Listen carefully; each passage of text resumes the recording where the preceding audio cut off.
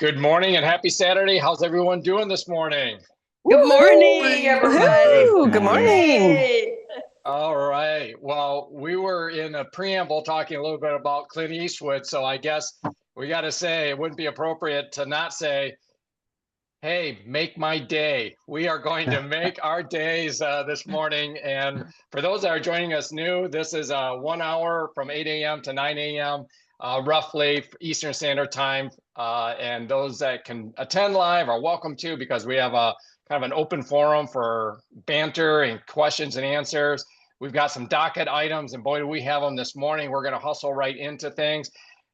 This is the last day of August. Can you believe it? And for those of us coaches and business builders, this is this is ending one fiscal year and starting into a new fiscal year. So it's always an exciting time, kind of a New Year's Eve for us. So a lot going on. Let's get into some of our docket items. We've got our own David and David panel. And when I reference that, for those that are in Health Point and listening to the orange dot audios, there is a panel in there where there's the David and David. And so we've got David Dassow that wants to kind of give a thank you to the community based on some courage, I would say, that he was inspired by, and then also kind of give a shout out to a new member of the Health Point community. We've got David Munoz that has a docket item about the easy way almost never works. And don't we know that? Can't wait to hear from David on that. We've got Carol that is going to highlight on community over a click. Nobody wants to be part of a click, right? Well, actually, those that are in a click maybe think they want to be in a click. You don't want to be. We want to be a community. Can't wait to hear from Carol on that. We've got Laurel that likely will have an item on an article titled Pick Up the Pace. Can't wait for that. And then I'm going to dive into a subject that I think I've unpacked before a bit, but it bears repeating. And it's on reading your lipid panel, your blood draw. And I'm calling it Beyond the Headlines. So we've got a lot that we've got going here. And so let's jump right into it. So this past week, several clients shared their annual blood work with me. As always, I remind everyone to follow the guidance of their physician and work closely with their primary care provider. Still, these conversations give us a chance to explore what the numbers mean, especially when it comes to the lipid panel, the standard test that reports total cholesterol, HDL, LDL, and triglycerides. Here's where many people get stuck. What does the LDL number really mean? It's often labeled as bad cholesterol, but that's misleading. LDL isn't one single thing. It includes both large, fluffy particles that are relatively harmless, as well as small, dense particles that are more likely to contribute to plaque buildup in arteries. A standard LDL number doesn't tell you which type dominates. That's frustrating because you can't see what's actually going on inside your body from that single number alone. But there is a way to get a proxy measurement without an advanced lab test, which, by the way, you can get an advanced lab test. It's just usually your primary care physician is going to be a little bit grumpy about that request. So without an advanced test. But that's where the triglyceride to HDL ratio comes in. It's simple math. Divide your triglycerides by your HDL. Research highlighted in a conversation between Dr. Casey Means and Dr. Robert Lustig shows that this ratio is one of the strongest predictors of cardiovascular health and insulin sensitivity. By the way, guys, let me just tangent on that. I'm going through some of this, but just do some research on one of the leading endocrinologists certainly in the country, and I've referenced him many times, Dr. Robert Lustig. There's a lot of content that you could review where he really deep dives on this topic. So go to that to learn more. So again, it shows that this ratio is one of the strongest predictors of cardiovascular health and insulin sensitivity. So what are these ranges? And if your range is 2 or below, 2.0 or below, it's excellent. 2.1 to 3.5 is moderate risk, and above 3.5 is elevated risk. So let's walk through two scenarios and see how this works. We're going to use the infamous Bob and Mary. So let's take both Bob and Mary, who have an LDL of 130. Now, in the standard range, that would be kind of borderline high, the 130. So Mary has an LDL of 130. Her triglycerides are 90, and her HDL is 60. So you divide 90 by 60, and you get a ratio of 1.5. Remember where that was on the scale? 1.5, that's below 2. So that is a strong, healthy indicator. But then let's take Bob. Bob also has an LDL of 130, but his triglycerides are 210, and his HDL is 40.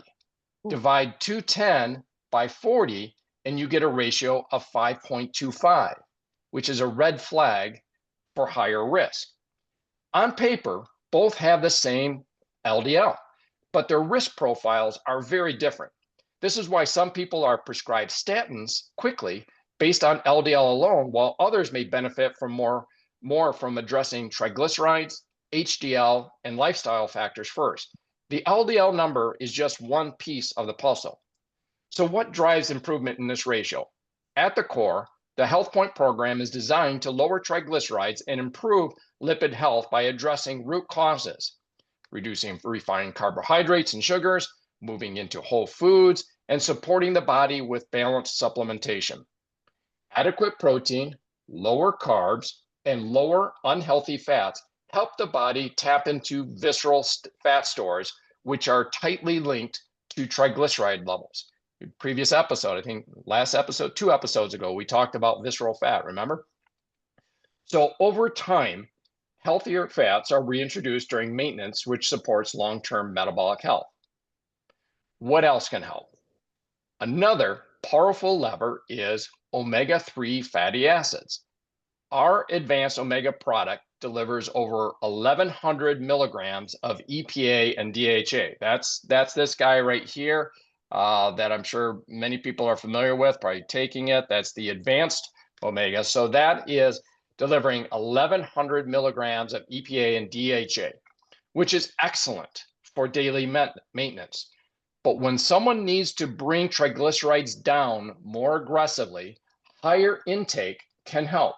A 2019 American Heart Association Science Advisory published in PubMed noted that doses of 2 to 4 grams, which is 2,000 to 4,000 milligrams of EPA and DHA per day, can lower triglycerides by 20 to 30%.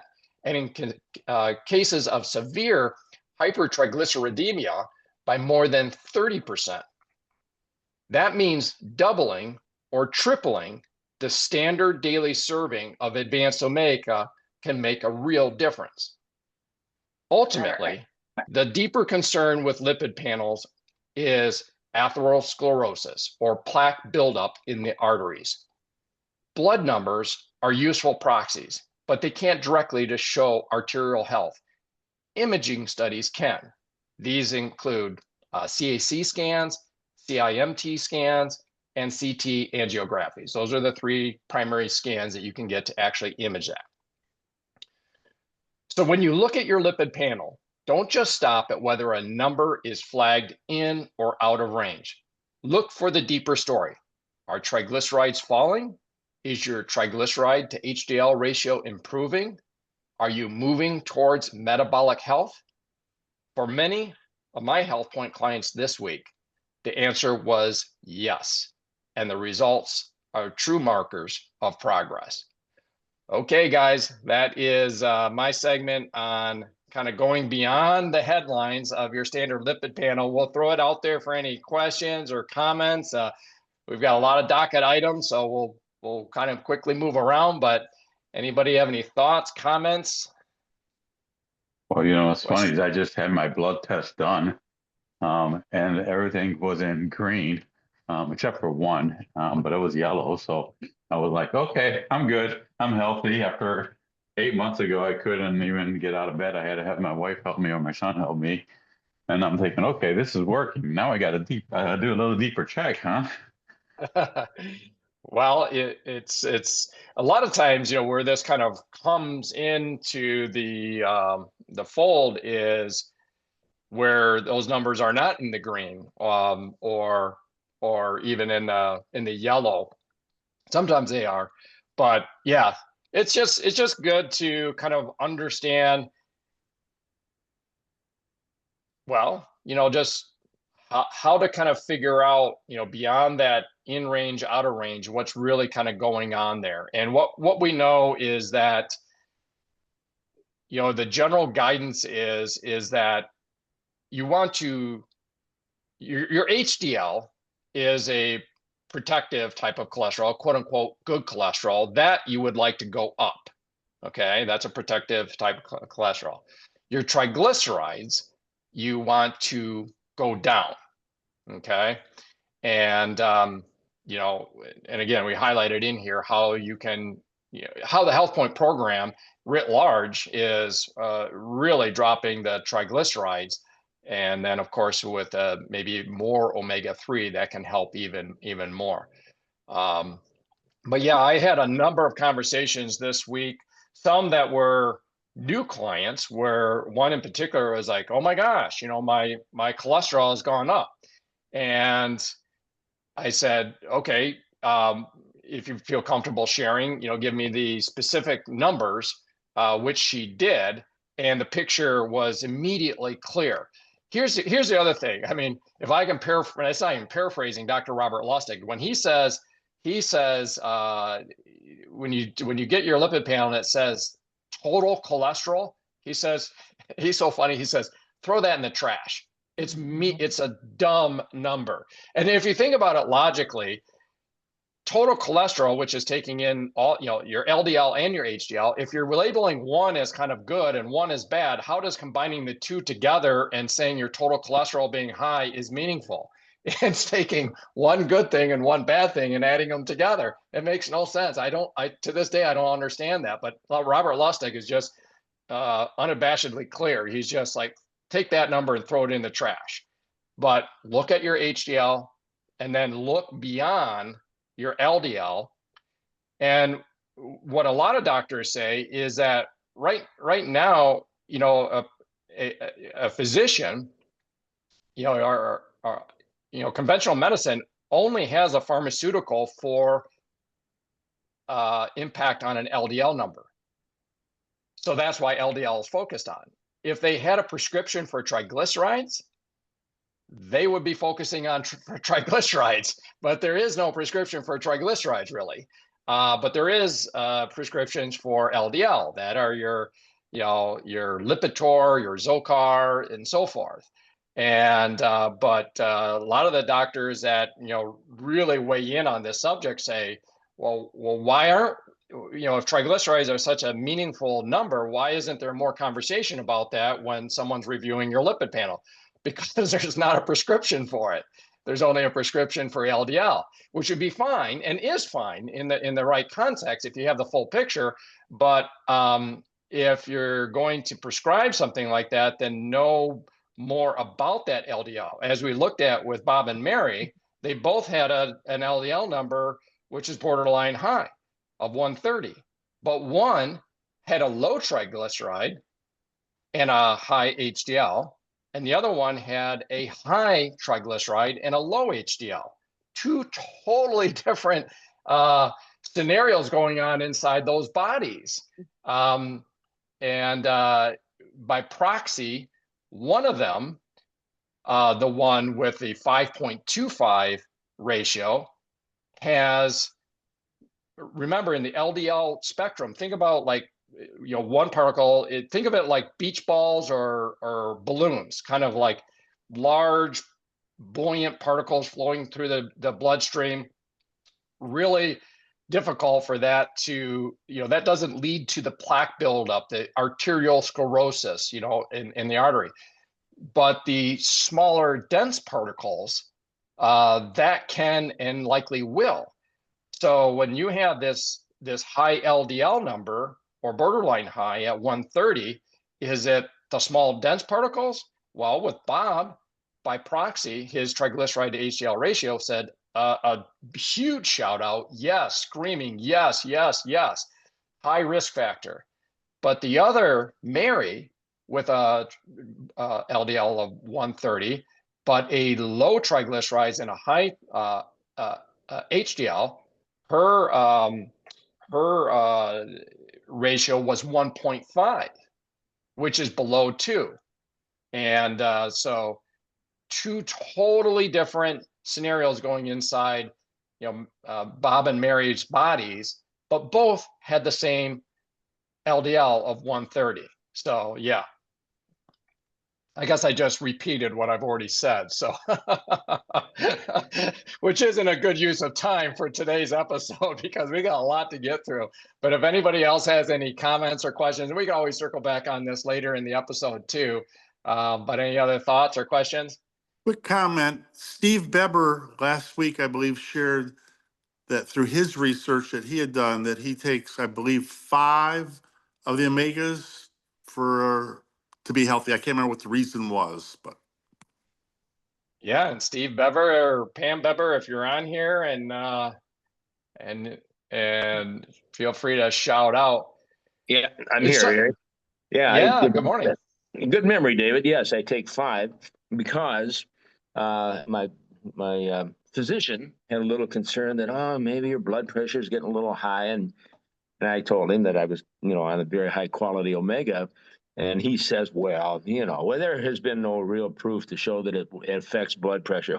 So then that's when I did my homework and found that found the results from the National Institute of Health where they looked at 70 different studies, 70. And every single study showed that if someone was taking between 2 to 3 grams of omegas, that every single time it dropped blood pressure in every single study. And the only thing he could say to that was, well, yeah, I'm good with that then. So, yeah. It's interesting to get such a resounding, enthusiastic compliance by your physician when there's 70 out of 70 studies that said this does this, and he's like, okay, whatever. Yeah, I guess I'm okay with it. That's hilarious. Yeah, these omegas, and again, as we always advise, work with your physician on all this. And Steve, I've heard you say this before as well. There are, certain conditions where you want to be mindful of anything that you're taking, right? But with omegas, for example, if somebody was on blood thinners, their doctor may say, hey, that's something to keep in mind in terms of your dosage of omega-3s. So, be mindful of that kind of stuff. But so, yeah, great memory, David Dassow, on Steve Bever's 5, and that's on blood pressure. And so you've got blood pressure effect, you've got effects on, triglycerides, wonderful stuff. These little guys here. I just love these little. I almost may. Can I go on air and just chew into one of these right now? Just no, I don't want to throw up on air. These are fish oil, but I never get fish burps with these guys. It's they're great. It's a great formulation. Hey, Eric. I got one more thing to throw in there. One key thing also, and this goes right along with what we do in Health Point, is the hydration factor, because the more fluid our blood is, it is less apt to have higher blood pressure. The more thick it is, it takes more effort for the heart to get the blood through the arteries and creates more pressure. And so hydration is also a key factor along with the omegas. So just thought I'd throw that in. Wow. Really, really great information there, Steve. Thank you. That's an amazing throw in. Amazing. It is amazing throw in, because I don't know about you guys, but sometimes the half your body weight in ounces of water, and somebody's 200 pounds and they're like, really? 100 ounces of water a day? I'm like, yeah, blah, blah, blah. But now I can be like, it's good to be able to give some rationale. I mean, most adults that are going down my experience in going down a health journey, they ask questions. Well, why are you saying to do this? Why is this? Okay. And, there are certain things as, people move along, they're not so questioning, but certainly in the beginning. So thank you, Steve. That's like David said, an amazing toss into the conversation here on the hydration. Thank you. I'd like to piggyback on that because Hank and I both are really focused on increasing hydration and really tracking it more. We were drinking, but we weren't tracking as well as we should. And one of the things I realized is if you are on, I'll stop here. If you are on begin and balance within, like when I get up in the morning and I make a green tea, while it's going through the little thing, the little coffee maker, I take a full glass of water and I do, this is my personal preference. I do a mango water. So I'll do like the perfect water and with a mango twist tube in it because I love the flavor of it. It makes me drink more water. But then I'll fill the glass up with that. Then I put in the contain the amount of Begin, which is your gut primer, and the Balance Within, which goes along with the Begin, stirred together, and I drink that down. So right off the bat, I've got an extra glass of water in there that I haven't even thought about drinking water yet. My eyes aren't hardly open. And then after I get back from the power walk, I do the muscle multiplier, as Steve always explained, to do it when you're sweated up. And that's another full glass of water with your muscle multiplier. And so there, you've already got 2 glasses of water and you haven't even thought about drinking water out of your bottle yet. You are just taking your stuff and filling up the glass while you're taking it. So, you know. That's a good point. Yeah, it doesn't have to be just like, here's my blank glass of water or Yeah. whatever. This is part of your intake of your other micronutrients that you're taking. Yeah. Mm-hmm. Mm-hmm. And then Awesome. Hank even breaks down his Ignite. He breaks it down with a little bit of water, not a large amount. I just kind of dump it right in my mouth, but he likes to take it with a little bit of water, so there's more water. So a lot of times, yeah, just getting past just, okay, I've got to drink this. The big thing is fill out however many bottles or tins or cans or whatever you need to do with your amount of water. Stick it in the refrigerator. Put your twist tubes in, whatever you want twist tubes in, and you're good for the day. And it makes you much more cognizant of how fast you're going through the water.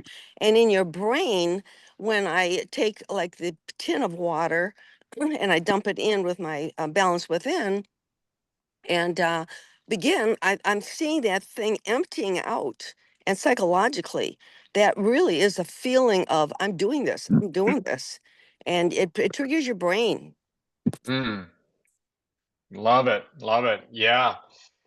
Such great stuff here. Excellent. Excellent. All right. Well, moving on to the first of our 2 Daves, David Dassow, if you're there.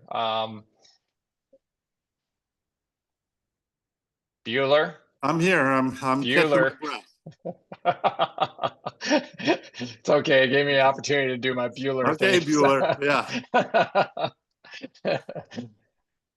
And so basically, I just want to take a moment to thank this wonderful community, similar to what Steve just did with the throw in about water and a way so many people challenge you on how much water we talk about drinking and the importance of drinking water. But 2 weeks ago on the program, we talked about the GLP-1s, and we went into I think we spent about a half hour. Debbie Wellen started it with a presentation, and Eric, you added on some more. And at the very end of that presentation, Eric, you threw in that maybe we should think about when we visit our doctors is about talking to our doctors about this program, because as the pharmacist got, I can't think of his name, Charlie from Yes, Charlie McGinnis.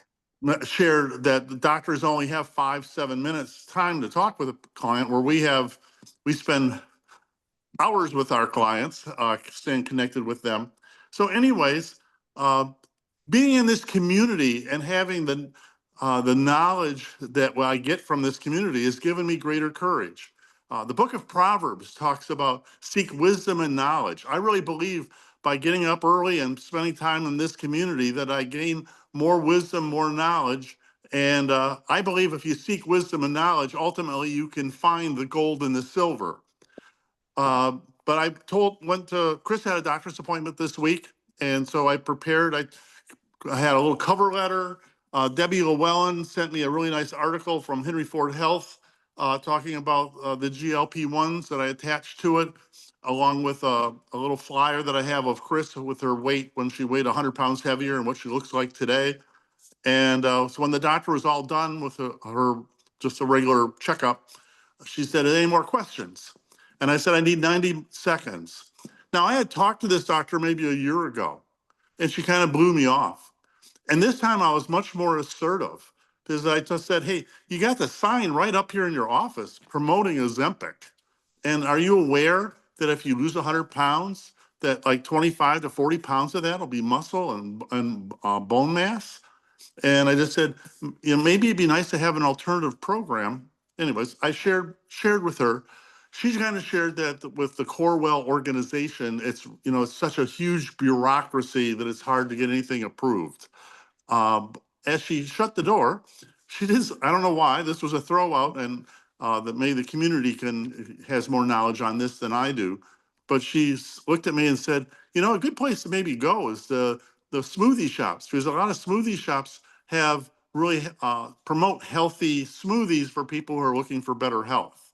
So I have 2 more doctor visits coming up in September. And so I'm just grateful for the courage that the community gave me to step out and be a little bit assertive with a doctor. And so I'm excited about my results this time, and looking forward to doing it again 2 more times, at least this month. And the second quick shout out is I have a client that's just finishing up his 4th week, I believe.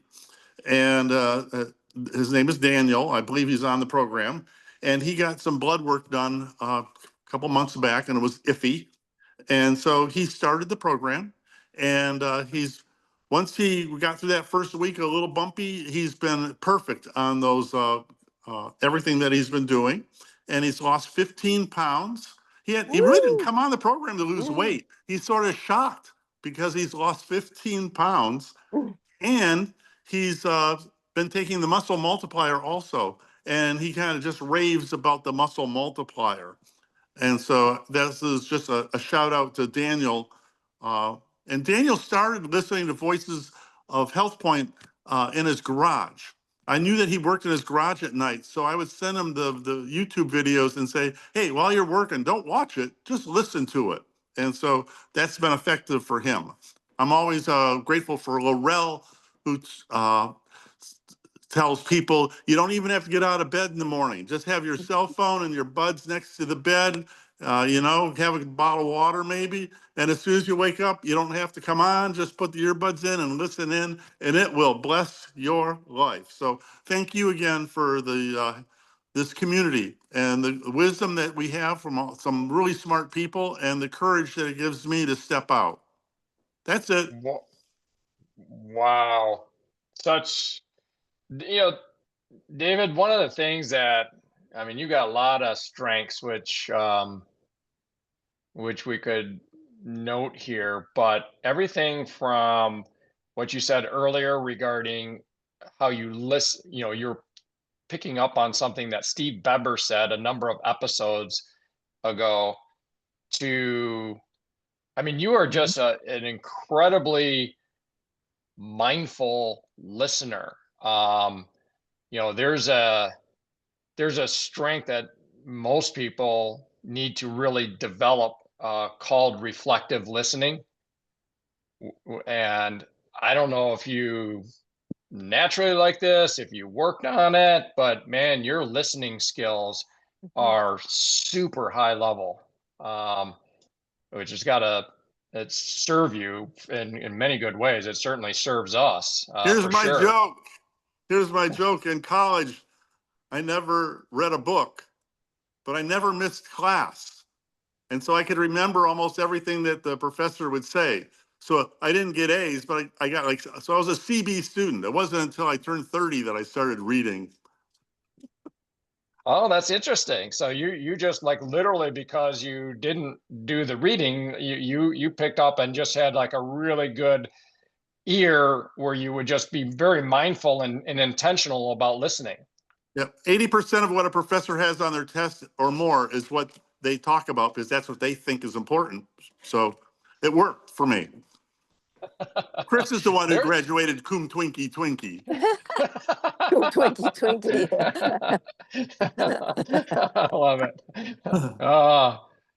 Great stuff. Well, yeah, love it. And the courage front. I mean, we love hearing that. I mean, there's kind of a threshold that many of us feel where we kind of get over that, where we kind of like lean into our boldness, and sometimes that comes from our support, from like-minded people. Sometimes it's feeling more educated, and there comes a point where it's like, wait a second, I'm gonna kind of stiffen my backbone on this and lean into this, and you did, and you are. That's so cool to hear. One more thing, I apologize, 30 I seconds. graduated Twinkie Twinkie too. He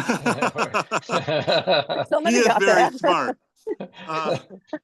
Debbie Llewellyn is the one who shared about the Ozempic drugs a couple of weeks ago, and she just had her knee surgery on Friday.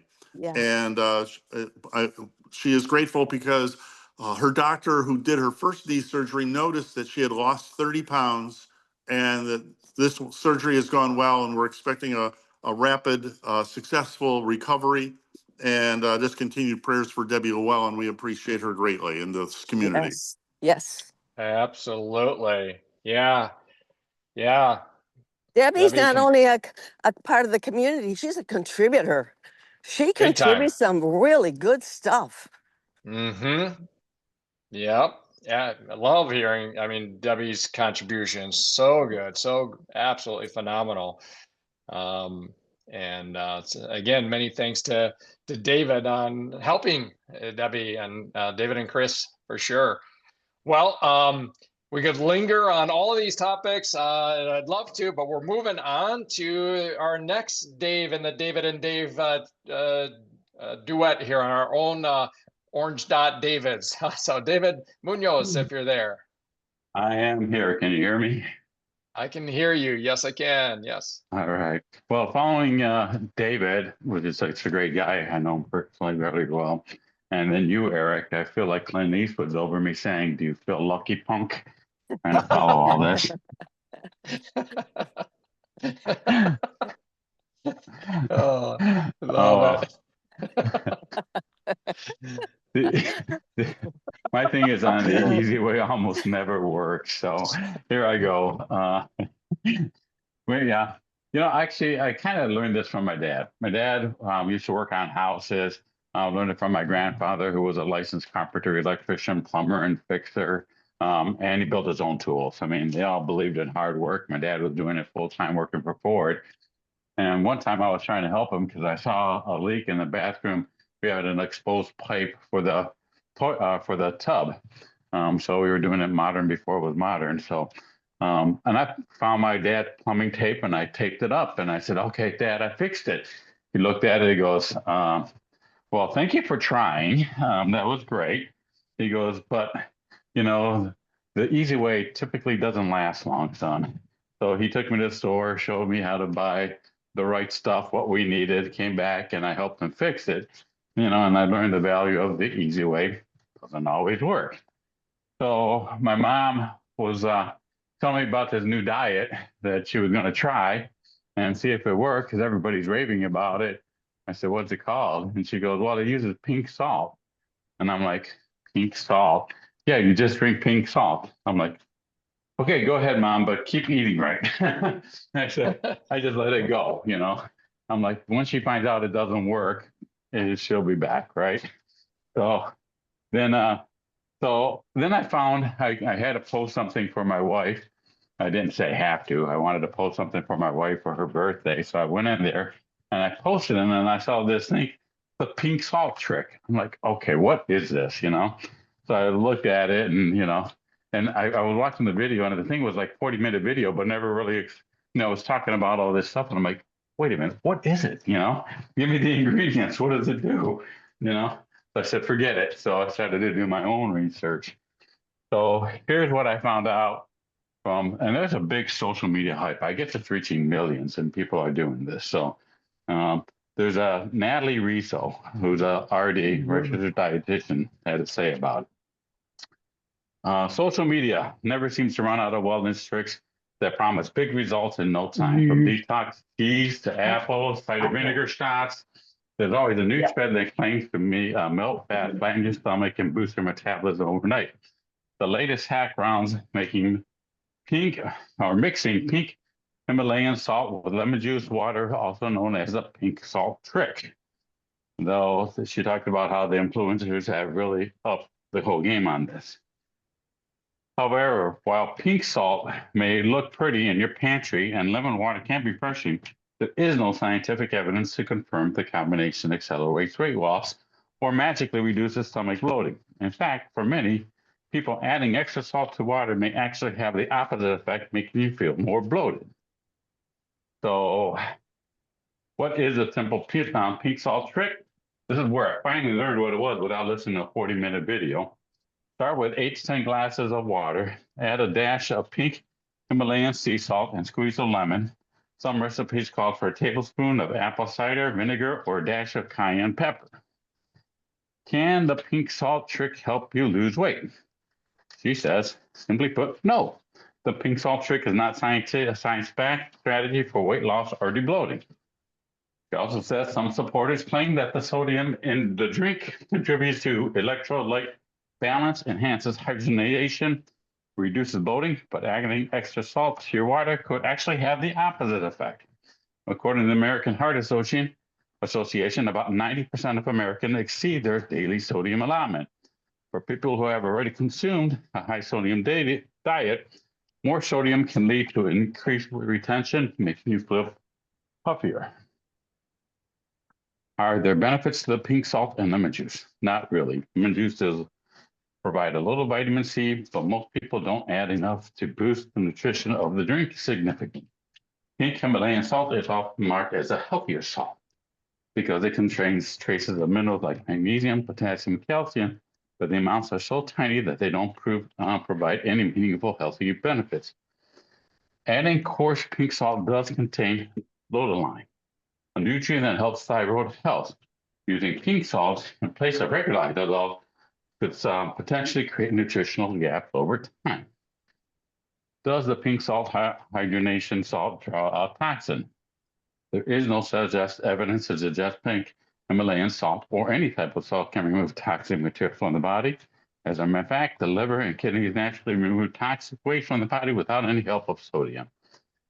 So this next part I want to read to you, I ask you to think, does all roads lead to health point? Why does work for weight lose? Well, what does work for weight loss? Substantial weight loss isn't about magic trick or drink. It's about consistent and small habits that lead to long-lasting results. The key to losing weight is maintaining a slight calorie deficient for some time, but that doesn't mean severe restriction or skipping meals. Prioritize protein and fiber. Pick plant-based foods. Limit unprocessed foods and sugary drinks. Where do we hear that one before? How to reduce bloating naturally. Cut back on sodium. Stay hydrated. About that, drink water. Avoid carbonated beverages. Eat enough fiber. Know your triggers. The gentle movement. This one I haven't heard of. Peppermint tea, so I got to research that one. The bottom line. While the pink and salt and lemon water is trending, there's no evidence that it helps with weight loss or bloating. In fact, an extra sodium may make bloating worse. Instead of relying on hacks or fads, focus on small, reliable behaviors to change the weight loss and reduce bloating. And here goes one for you guys. 8 months ago, I couldn't get out of bed with Health Point here. Oh, shoot, I had my video off. I was walking through this whole presentation and over the show, but I didn't realize I had my camera off. Oh my God. So, but anyhow, so I was walking through this whole presentation, and 8 months ago, I couldn't get out of bed. So Health Point works, guys. Love it. Woohoo! Woo. Love it. Love it. Yeah, I did some quick look at this. Because I was not familiar with it. I don't know the rest of the community here. Maybe you've heard of the pink salt diet, and we see these things come across our radars, here and there. But this one I had not heard of, and it is good to be aware of it. If nothing else, just to kind of give it a flick. When somebody brings it up, just flick it with your finger, quickly. So thanks for bringing that up, David, because I was not aware of it, but just some quick research on it. It looks like what's behind this is kind of a bait and switch tactic by I won't even give the name of this company any airtime, but it looks like, they're doing deep fake videos using some celebrities, which they'll get in trouble soon enough on if people can catch them.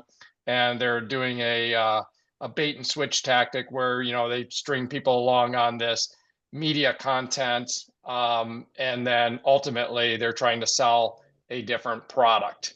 So it's kind of but you hit on the science on that, Dave. Even if I'm just saying, if this worked, we would just be like going around licking a salt lick every morning, to get healthy, right? Well, Come on. well, I thought of this Exactly. too, because even if we lost the weight, how many skinny fat people are there? So Right. this is not going Yeah. to get you healthy, even if it did work. Yeah. So no, Yeah, I this tell is you, folks are being inundated with this. I personally am, and it's sometimes the circles that you travel. I'm not a TV watcher, so Hank and I both kind of independently go to our tablets at night, and we pick and choose what we want to listen to. And part of it is YouTube's. And in particular, I think maybe why I'm inundated so much is because I'm, by the end of the day, I want a Hallmark G-rated love story. Nothing, no cursing, no sex, just a beautiful love story. Well, they prey on those women. we are a group, and they prey on those people. And every other advertisement is this. And I can tell you, I don't think it's the real person. It looks like AI because she looks much skinnier than I know she is. But they use her as a star promoter and other things too. I mean, there's not just the pink salt apple cider, there's other things too. Beets, you shred beets and put them on your eyes before you go to bed. Well, take our Vision Health. It is the most wonderful product around, and eat beets for dinner. You don't have to put them on your eyes at night to go to sleep. And all these things, they're hacks. And I think Dave Munoz used the perfect term. It's a hack. And these are all quick fix bandages. And that's why we just really, really need to be getting out there and paying it forward, because people are falling for this stuff. Yeah, that's that's for sure. It has that attractiveness of, like, particularly if somebody is, struggling, maybe they've tried other things and quote unquote failed, and these little catchy little celebrity infused little hooks can be really attractive.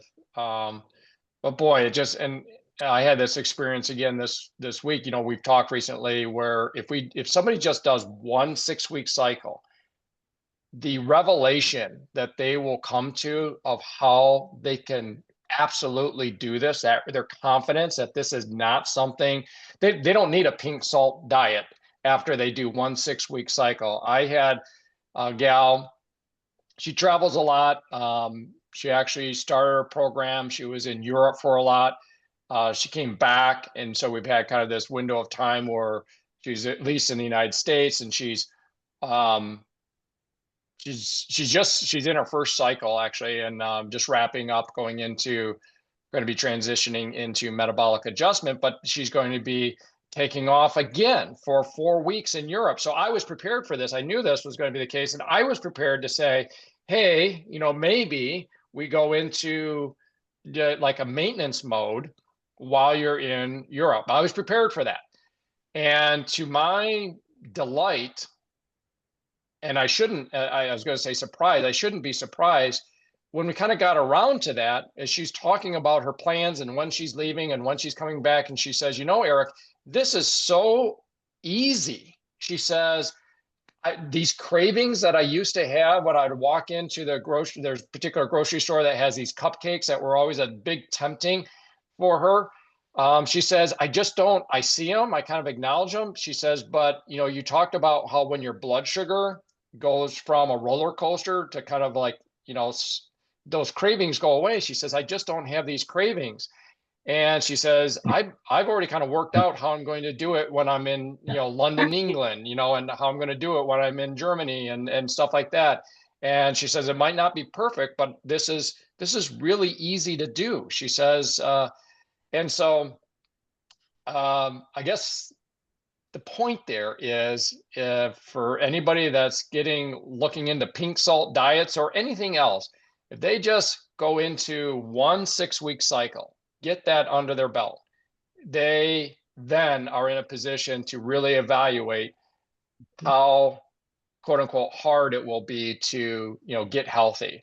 And in my experience, and certainly in this gal's experience, she is just like, this is unbelievable. I thought this was going to be harder than it is. And she's going to we're all going to have times where it's more difficult than other times. I'm not trying to make it sound super, super easy, but it's not as hard as people think once their chemistry in their body changes. So, all right. Well, thanks so much on informing us on the pink salt diet. Duly noted and well aware. Thank you. Thank you, Dave. And next time we'll get you doing it while you're on camera. So, punk. All right. Hey, Carol, would love to hear about the community over a click and kind of what you've got some thoughts on. You know what, Eric? Let's hear from Laurel first, and then if there's time left, I'm really anxious to hear what Laurel's article, because I think I'm learning so much this time. And I can wrap up if there's time. If not, I'll pick it up on Lean Tea Monday night. All right. I love it. Laurel, you're up. Well, it's appropriate that the title, well, I made up the title, but pick up the pace. I guess I better pick up the pace on this one so we can get Carol in there. I just ran across this article the other day. It's nothing new, but I think it bears repeating. And so I highlighted a few things and I'll just read what it's got. New research suggests that the pace you walk can lower your risk of death, improve health, and potentially extend your lifespan. And we've talked about that. Walking has always been a cornerstone of healthy aging, but new research shows that how you walk may matter more than how long. Walking has always been the low-hanging fruit of exercise. I like that. No equipment, no membership, no excuses, just you and your feet. But the research backs it up. Logging around 8,000 steps a day or more, yay, health point, can lower your risk of dying from all major diseases. Pile on decades of studies that show that it lowers blood pressure, steadies blood sugar, and even lifts your mood. It's the original longevity hack, since we're talking about hacks. Now, researchers are suggesting that how you walk may matter more than how long. A recent study followed nearly 80,000 adults across 12 southern US states for more than 16 years. Researchers wanted to know, does walking pace affect longevity? The findings were striking. Fast walking, just 15 minutes a day, lowered the risk of death by nearly 20%. Slow walking for hours showed little benefit, only about 4% risk reduction. The greatest protection was against cardiovascular deaths, and the benefits were strongest among those who already had existing health conditions, though everybody in the study gained. And brisk walking challenges the cardiovascular system in ways that casual strolling does not. And Carol talks about this all the time, and she's on her power walk, so that's about Good evidence. It improves blood flow, strengthens the heart efficiency, and regulates blood pressure and glucose. And even if you never set foot in a gym, moving at a faster pace rewires your physiology towards resilience. Even more compelling, the benefits of the fast walking worked independent of other exercises. So whether or not you lifted weights or went jogging, a daily brisk walk still delivered protection. A side note is what makes these findings remarkable was who was studied. And I won't go into all that, but basically more than half the people in this study reported incomes below $15,000 a year. And their point, and a lot of them, it says that's because these communities are often left out of longevity research and they face the steepest health risks. So it points out that it shows that longevity science isn't just for the few with resources. It's for everyone who has a sidewalk, a safe block, or even a hallway to walk through, which I thought was, perfect. Then it does give you 4 little steps, which we've kind of already known, but I thought this was good. One, this is how to find your walk pace. Find your brisk pace, it says. And we've said this, it makes a pace that makes conversation a little harder, but it's still possible. And then they gave for people into numbers, aim for 50 to 70% of your max heart rate. Number 2 was start with 15 minutes. Studies showed that benefits at that threshold showed benefits. And then work towards 30 minutes if you can. Then it said layer it into your day. Number 3, power walk between meetings, stairs two at a time, speed up evening strolls. That's what we talk about. And 4, if fast isn't possible, go long. Slow walking for an hour or more still showed benefits for heart health. So they're not saying if you can't walk fast, don't say, well, I might as well not walk. But it says longevity isn't reserved for those with access to cutting edge treatments or boutique fitness studios. Sometimes it's as simple as how you move through your day. Fast walking, even for 15 minutes, can shift your physiology toward resilience and longevity. So your assignment for the week, it says, choose one walk and speed it up.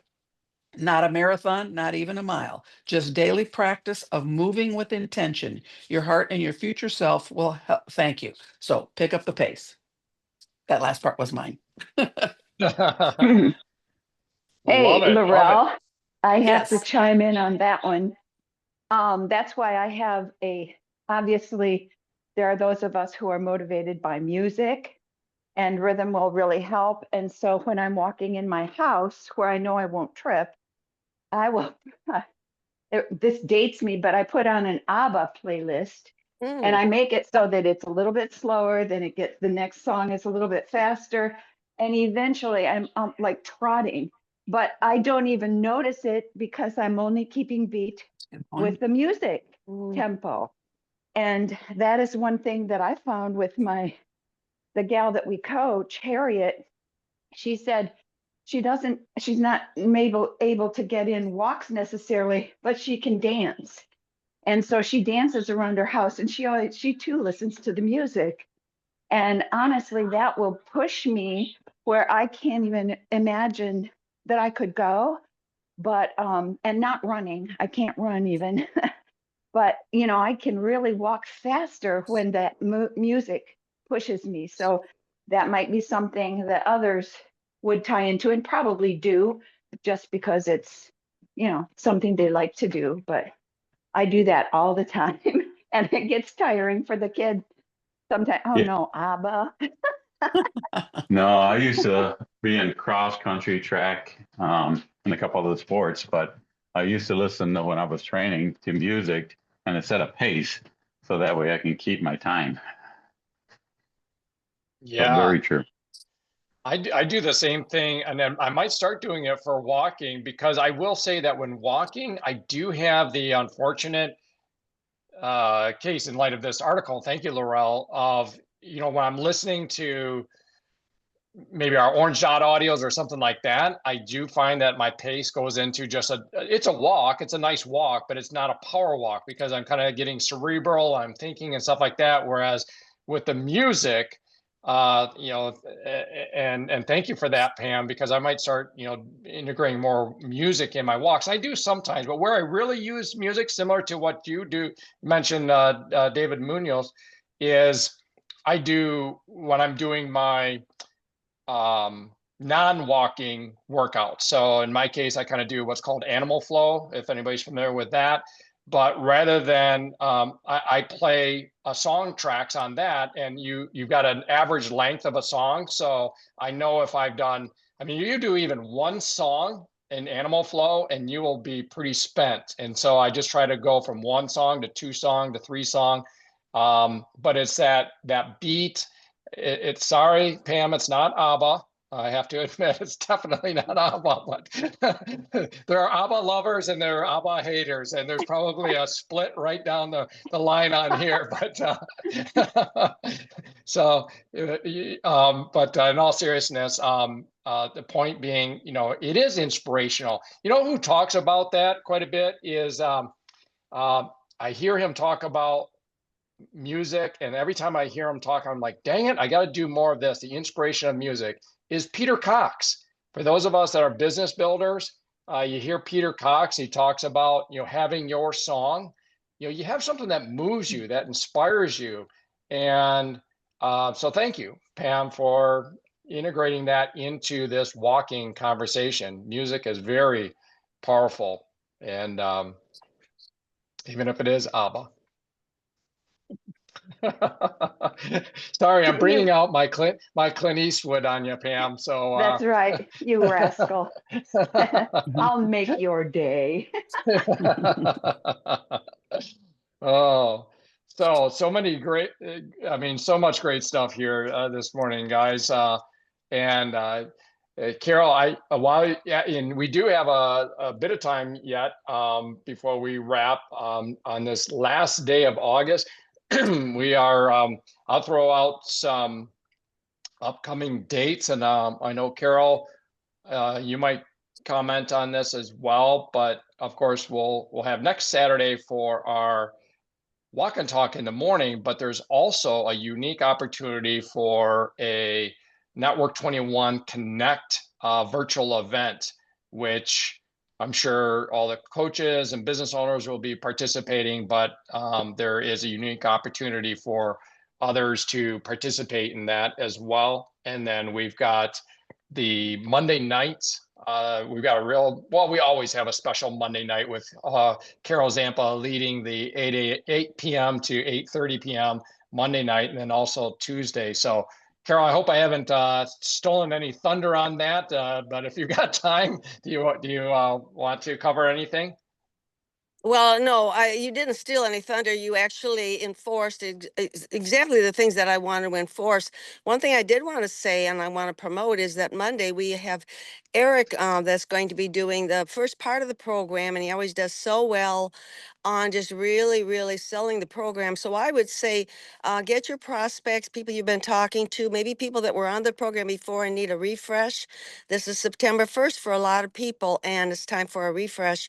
And so there's nobody better than Eric to do that refresh on our Monday Night Lean team. And then we have Erica, and I believe one of her clients, and Erica always does a fabulous job. She can't always be on, but because it's Labor Day, she will be on. And this is late enough at night. By the time this time rolls around, people are finished with Labor Day and ready to kind of buckle down and get ready for work and stuff. So yes, I wanted to really promote that, and then Tuesday night, again, we do the explanation.